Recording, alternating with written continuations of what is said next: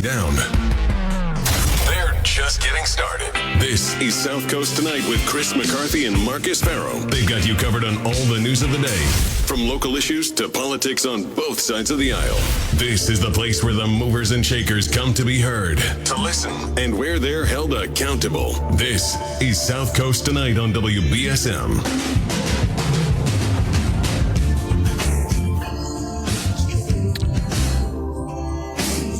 All right, we're back. This is not Chris and Marcus. This is Jack Spillane from New Bedford Light, filling in for South Coast tonight. And I'm lucky enough for the second hour to have as my guest longtime state rep Bill Straus of Mattapoisett. Welcome, Bill. Thanks, Jack. It's a pleasure to be here. Well, it's gracious of you to come on, especially with a novice like me who doesn't quite know what he's doing, but I'll do the best I can. You're no novice, Jack. You know what you're doing. Yeah. Well, on radio, maybe not so much. Bill, I don't know if your ears were burning a little bit the last hour because former Mayor Lang was on, and he wanted to give you a well-deserved congratulations on the... I didn't get to listen, so you may have to share again for me and your audience. Okay. What did Scott say? So he was just congratulating you and the delegation for all the work that has been done over the many decades on commuter rail with the opening of the Freetown station a week or so ago. And it really has been a long journey with a lot of second guessing and criticism, the conventional wisdom that it would never happen. And you did it. And some well-deserved bows should be taken. And so Scott was giving you propers. Well, that was very kind of him, and certainly, I will say I had a role, and certainly my colleagues did, but I have to be candid here. In the end, and I said this in my remarks a week and a half ago when we were at the new station in Freetown on the what is to become the Fall River Line, we really have to acknowledge, party differences aside, that this happened because of Charlie Baker. And I don't mind saying so.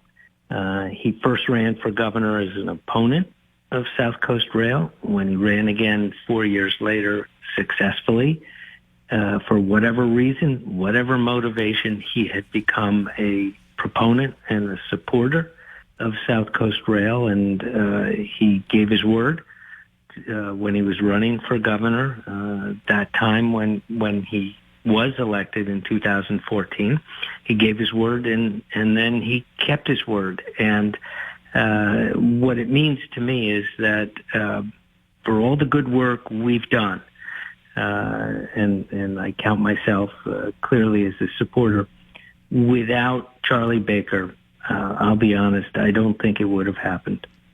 That's very interesting because, as we know, other governors came and said they were going to do it. Governor Deval Patrick, certainly Bill Weld promised it.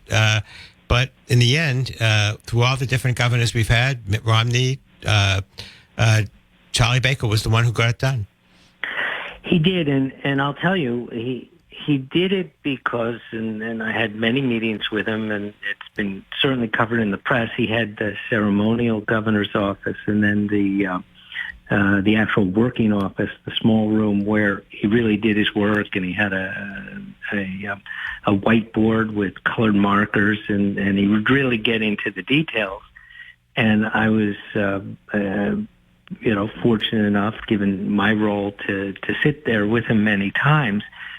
And he made a critical decision that, I'll be honest, we had people who supported SouthCoast Rail, even in our own region, who did not agree with him that this route decision where the construction actually occurred was the right thing. And he could have easily, because I watched this process over 25 years, he could have easily said, well, we've got some complicated permitting issues or environmental issues involving the Hockomock Swamp. Certainly Senator Pacheco from Taunton thought that that was the one route and the only route, and in the end, he opposed Charlie Baker's decision to build it as it's now been completed. I pull no punches tonight, but Charlie Baker made a tough decision, and again, we did not have unanimous support for the decision he made to go this route of extending the existing Lakeville-Middleborough line down including to for myself, both cities. to be perfectly honest. Oh, okay. But what it did do, and that's why I give him great credit, is he committed just over $1 billion to saying, look, these people get service. And if we had kept on the route of no, it's got to be the best route imaginable, even if it's through the Hockomock Swamp, and Taunton should get 2 stations instead of 1, we'd have no train today. We'd have no train 10 years from now, and I have to say I'm not sure we ever would have. Wow. So that's why I have no hesitation in saying that Baker, and I didn't agree with him on everything he did as governor, but on this one, this is his legacy. What is the cliche, Bill? Don't let the perfect be the enemy of the good. I think that this was the art of compromise. That's exactly right. And again, I even joked recently with some of the people in his administration that there were people in the room in his administration who said, look, you can keep going with permitting. You don't really have to build this. And that's what, for whatever motive, sincere or cynical, we had prior governors who would say, let's throw some money into design and permitting, and we'll never really get to the crunch decision when we have to spend real money. So Baker did it, and I'll always acknowledge that. Well, when did you realize that he was not going to take that route of throwing more money into design or building this little part of it, but not others? When did you realize he was really going to go all the way? It happened in one of those meetings I described in his office, and he literally, and I've mentioned this meeting publicly before, he was there with his black and red and blue markers, and he was drawing the route of the rail line and coming down from Brockton to Lakeville-Middleborough, head west to Taunton, and south to, if you imagine, I call it a wishbone, down to Fall River and down to New Bedford. And he was drawing stations on the board, and he was, in a way, more familiar in that meeting that he and I had in his room, in his office, than any governor I had ever seen before over the years working on this. And I could tell he was striving for a way to get this done, because he really sincerely felt it was something he had promised, and we could do it.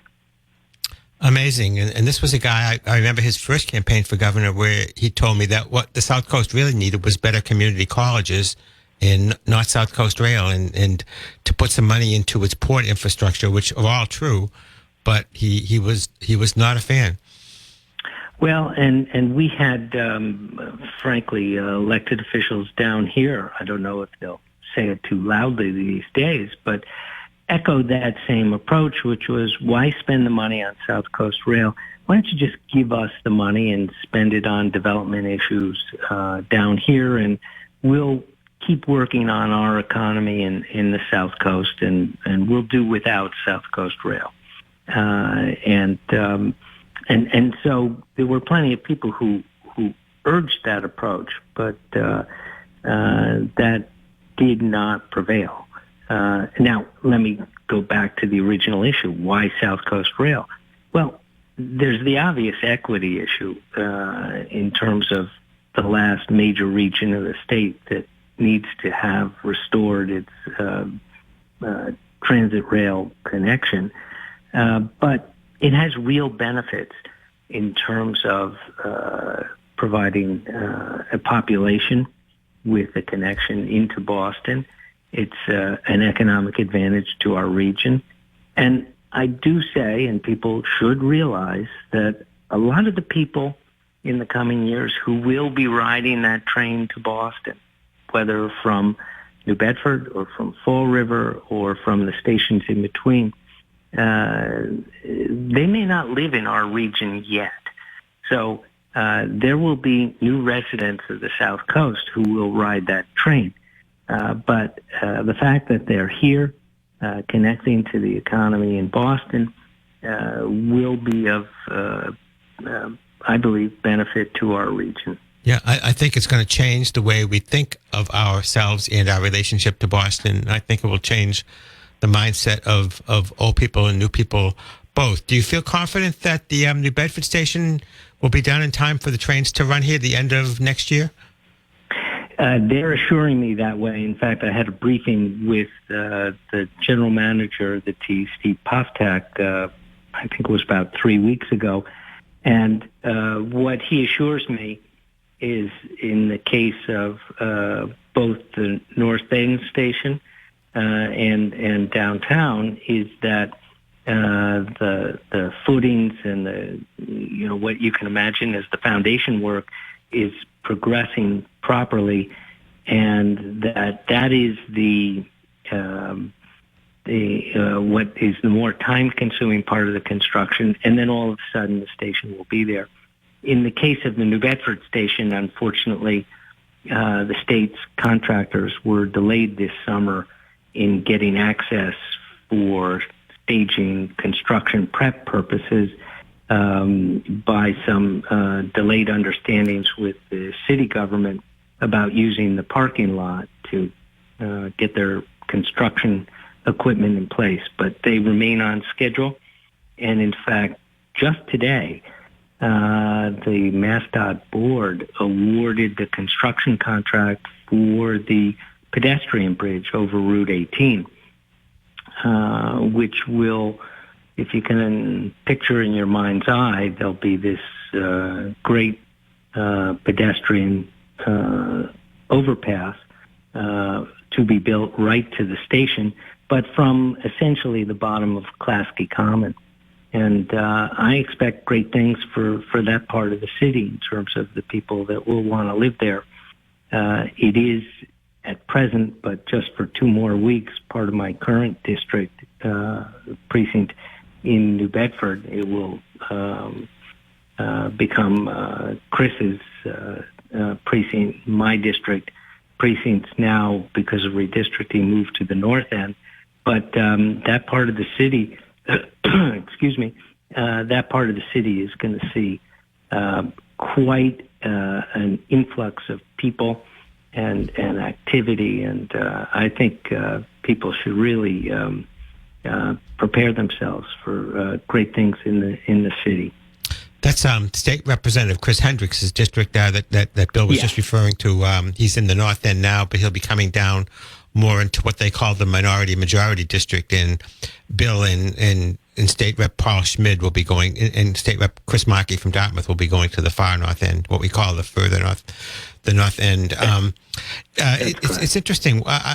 Do they have a design for that pedestrian bridge? I'm always interested in design issues for the city of New Bedford. And not that I need to promote Facebook, but I'd say about a month ago I posted some of the design images that have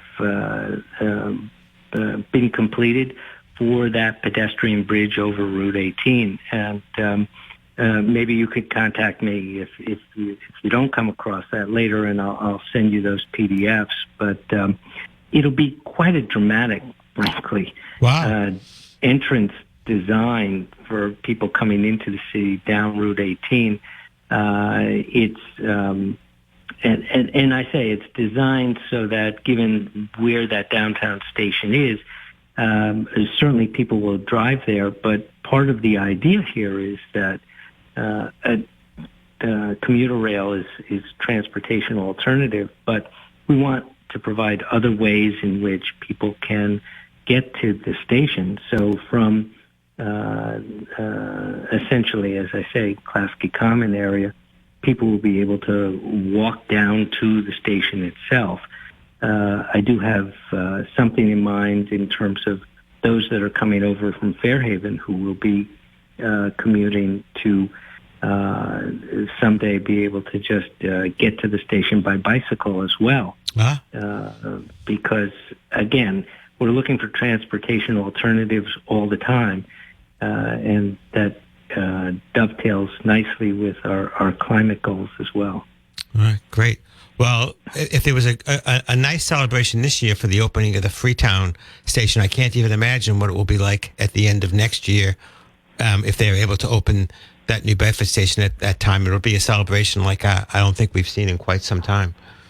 I would think so. And so that would be not just that downtown station, but up the north is the Church Street station, which frankly is probably 2 blocks from the current precincts or the precincts I just got reelected in Ward 1. So frankly, I've got 2 stations within a stone's throw of my district, and clearly I've heard over the years how many people want this option. And again, what people have to understand is whether you're a person who rides the new station, the new train or not, the economic activity of people living here, commuting from here, they'll be spending money here. There's just a vibrance it adds to the community, whether you're an actual commuter or not. All right. So I've got to go to some commercials here, Bill, and I'm going to put you on hold for just a bit. And in a few minutes, we'll come back and talk about some interesting things that you've discovered about early voting and absentee voting in Massachusetts. Sure.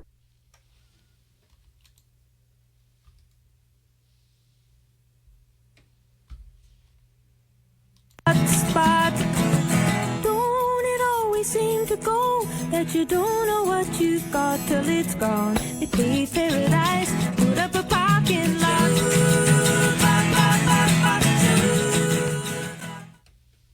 All right, I'm back with State Rep Bill Straus of Mattapoisett, longtime state rep who is the longtime co-chair of the Transportation Committee, one of the guys most involved in bringing SouthCoast Rail to the South Coast, and we talked about that. But the reason that I wanted to invite Bill on tonight was to talk about some results that you've encountered in Marion, I guess, about in your state rep race, about how people voted in this year's election that mimics what's been going on in the national scene. Sure, and I did check. Actually, I got some Dartmouth precinct numbers from Chris Markey earlier today when I talked to him, and so what it reflects is something that many of your listeners, I'm sure, are familiar with now, which is around the country, but it's happened here too, a tendency of Republican-leaning voters. So, and by that I mean not just registered Republicans, but those who support Republican candidates, to defer voting until Election Day itself. And I think it's been well covered.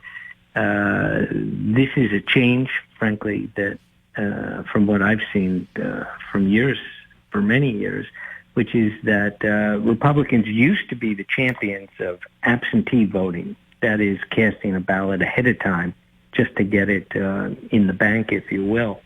And it all comes, again, I don't think there's any question, from the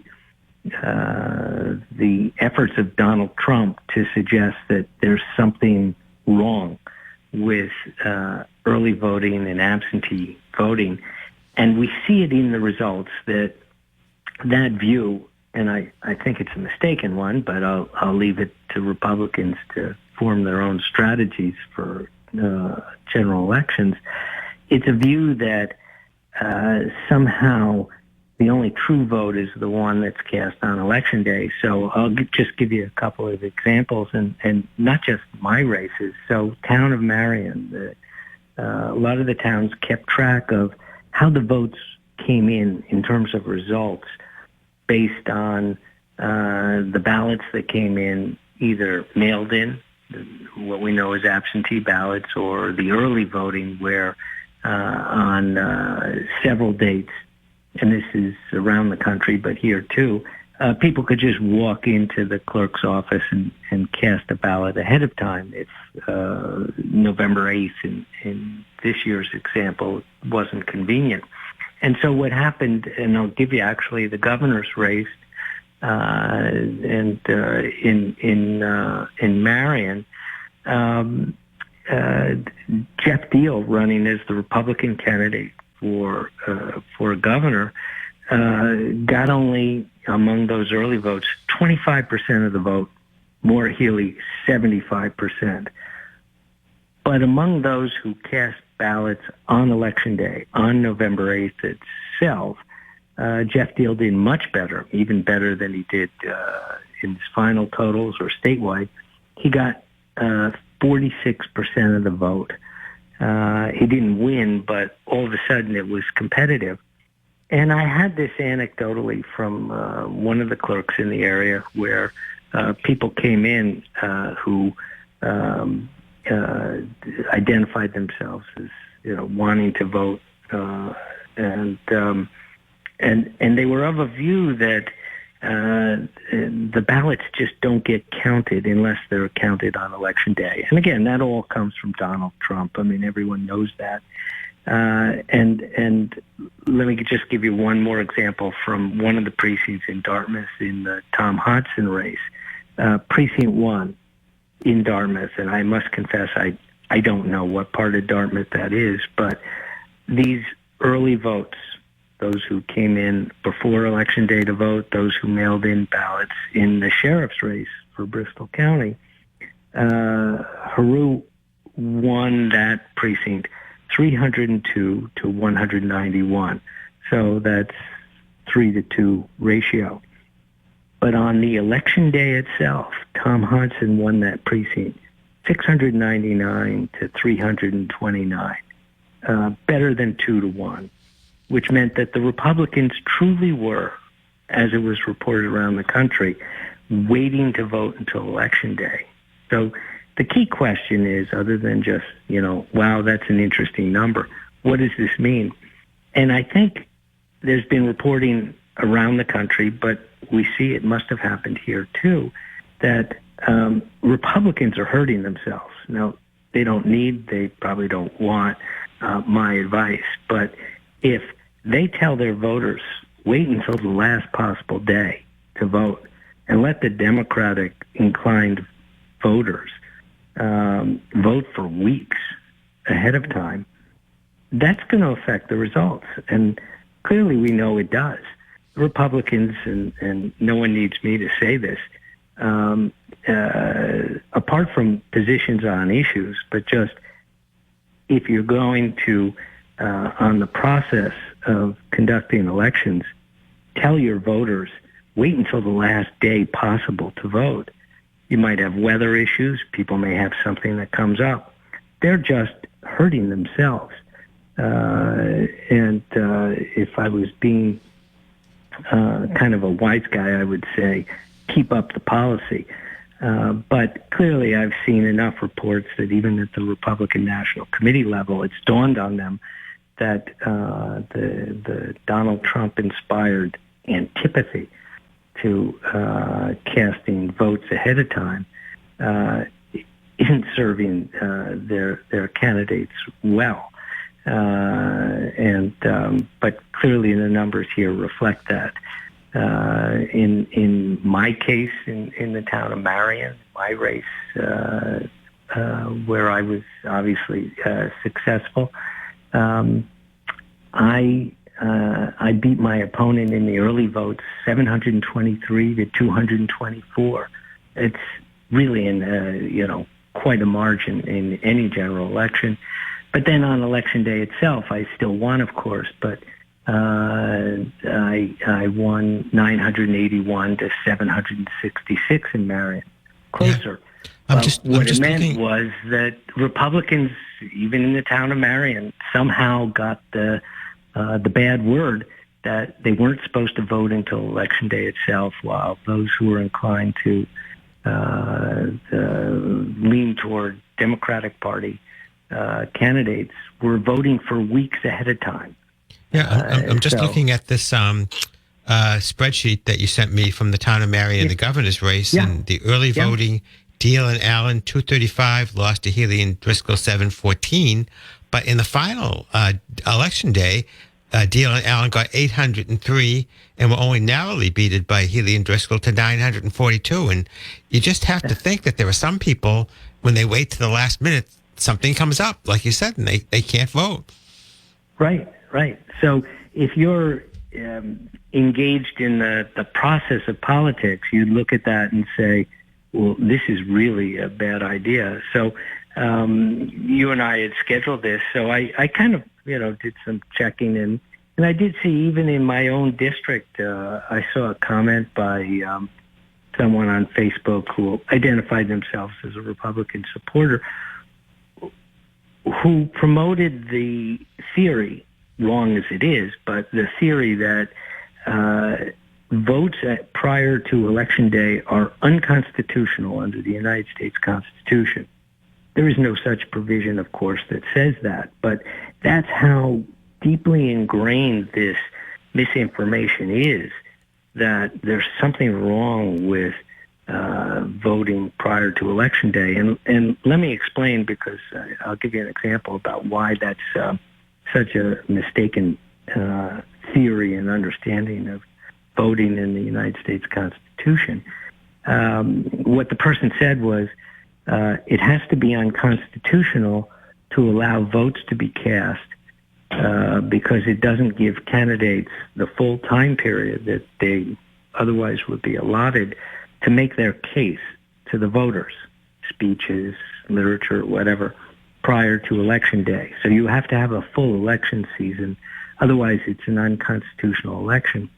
Well, that's a notion no court has ever accepted, but remember this. We have a separate federal law that requires ballot opportunities for those serving in military service all around the world. And they have to be given, as they should, as registered voting citizens, even though they're overseas defending us as members of the military, a chance to participate in elections. So if this person who posted this was correct, it would be unconstitutional to have somebody cast a ballot prior to Election Day. You'd be disenfranchising active duty military members.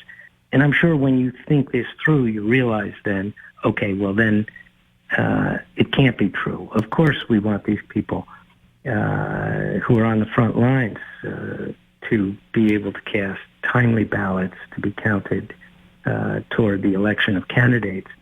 But I offer that as an example of something expressed locally. I saw the posting on Facebook, but so off track in terms of how we provide for as many people as possible to vote. We want people to vote, and that's why we have early voting. That's why we have absentee ballots and of course, Election Day itself, so that the elections become more valid in a sense. The candidates who are successful in being chosen to hold public office are that much more imbued with the expression of consent of the public, because we have as many people voting as possible. So that's why the trend has been all around the country to promote voting, not just on Election Day, but to allow people to get those votes in, regardless of who their favored candidate is. I'm going to have to go to some commercials shortly, but I also, okay. Before I do, I just want to point out that Republicans used to be very good at early voting and absentee voting, and in many of the Western states, I think Oregon is completely mail-in voting, and so this is not something that was done for years, and that Republicans were actually, correct me if I'm wrong, what thought to be a little bit better at than Democrats for a while. They were the champions. I had an opponent years ago, nice guy, great guy, frankly, John Holland from Fairhaven. And when he ran against me as a Republican for state rep, he sent out a mailing that included a tear-off postcard to get your absentee ballot mailed to you by the town clerk. And so it used to be just basic Republican campaign practice to promote early voting. And I suppose as a partisan, I'd say, if they're playing a losing hand, why would I want to discourage them? But frankly, I don't think it's good for voting and democracy if either party is in some way discouraging voting from occurring. So I think we're better when more people vote. Exactly. There you have it, folks. An incumbent Democrat saying that it's better if more Republicans vote, and I agree with him, and I'm a progressive too. We're going to go to a break now. Bill, if you can hang on for one more segment, I'd like to talk to you about the Fairhaven Bridge. Sure. Okay, great.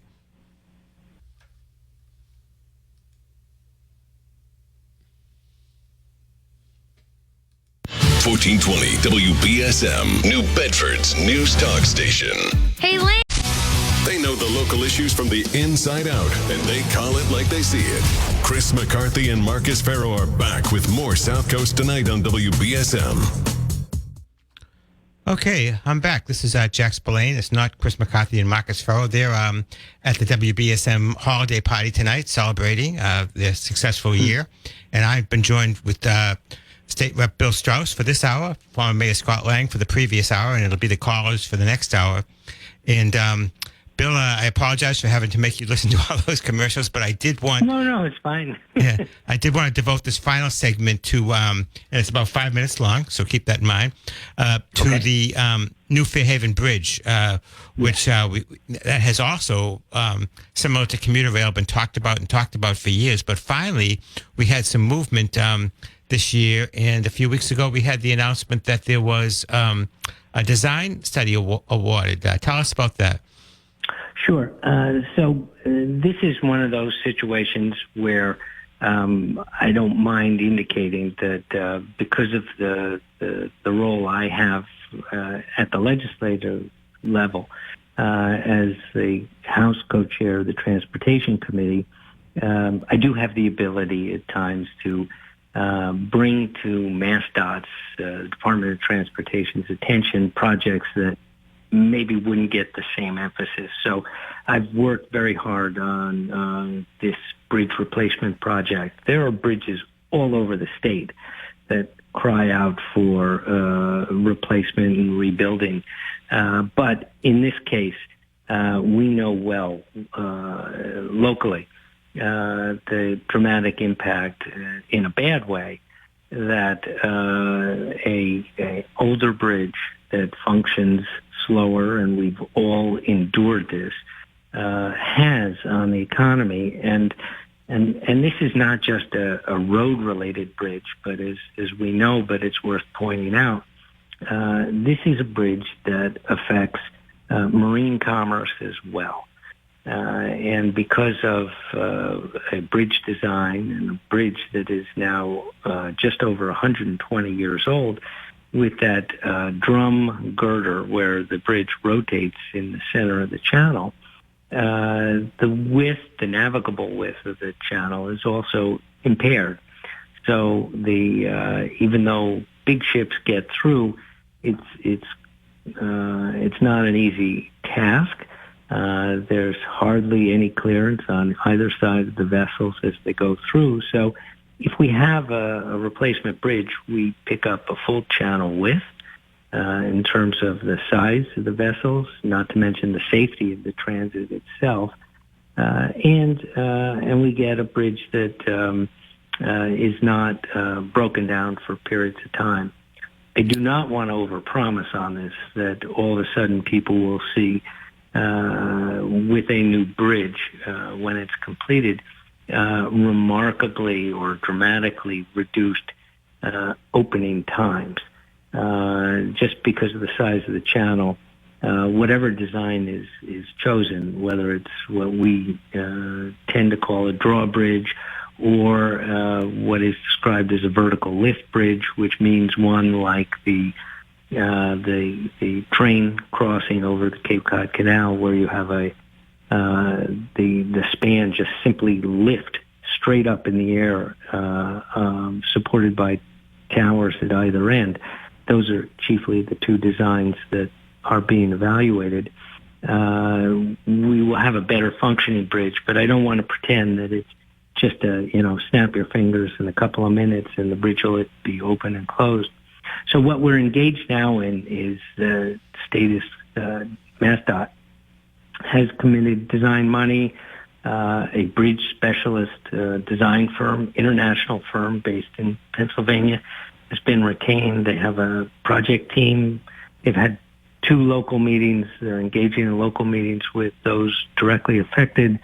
They're checking with the Coast Guard, which has a big role here. And hopefully in the second half of 2023, we'll have some preliminary results in terms of suggested design features. Along that path, I was able to insert in our transportation bond bill this year $100 million of authorized funding for the project. The project ultimately will cost more than that, but what this means is monies can be spent on early items that can improve the road in the area on either side, and short of completing the bridge, but it does allow, if work is needed, early work to begin going. So we have about a minute left here. I apologize. That's okay. You see, I get going on this. I'm learning that I've been in newspapers so long. Newspapers is always, do you have space for this article? And in radio is, do you have time for it? So we have about 45 seconds here. So if the design is done the end of 2023, can you give us any ballpark as to when the build might be completed? And I'll throw in, will it have a bike path to Fairhaven over it? It definitely will. Part of the design mandatory is to include a wider bridge decking service. So we'll have the 4 travel lanes. You have sidewalks now, but we'll also have a dedicated travel way for what people call bike paths. I would say if design goes well, environmental issues go well, it could be 4 or 5 years we'd start construction. I know that sounds frustrating, but we have to be patient to get a complicated bridge like this going. 4 or 5 years before they start construction, or 4 or 5 years to do construction? Okay. All right. Well, I'm just glad that there's some movement on it at all. I've been here for 23 years, and there's been very little movement. So I think progress is progress, and we're glad to have it. State Rep Bill Straus has been my guest. Thanks so much for giving me all this time, Bill. I hope we've enlightened some of our South Coast listeners as to what you've been up to. I hope so, and my pleasure. Glad to be here, Jack. Thanks, Bill. Good night. Good night. WB